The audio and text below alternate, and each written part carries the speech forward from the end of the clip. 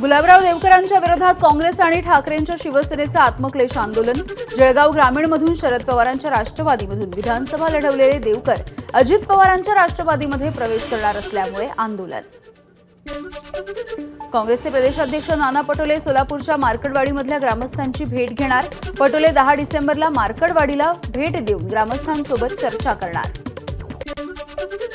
बारामती नगरपालिकेचे माजी ज्येष्ठ नगरसेवक अशोक देशमुख यांचं काल हृदयविकाराच्या झटक्यानं निधन।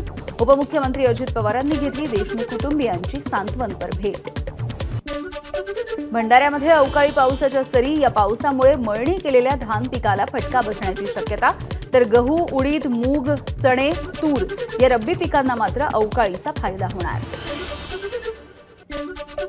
परभणीच्या सेलूतील जलसंपदा विभागाच्या कार्यालयाला आग। लोअर दुधना प्रकल्पाच्या उपविभाग कार्यालयामधील टेबल खुर्च्यांसह अनेक कागदपत्रे सुद्धा जळून खाक।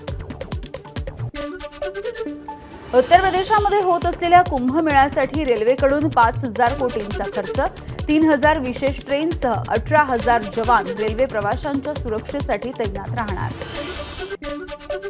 जम्मू काश्मीरच्या गुलमर्गमध्ये जोरदार बर्फवृष्टी। स्की रिसॉर्टमध्ये 6 फुटांपर्यंत बर्फ जमा। बर्फवृष्टीमुळे थंडीतही मोठी वाढ। एबीपी माझा, उघडा डोळे बघा नीट।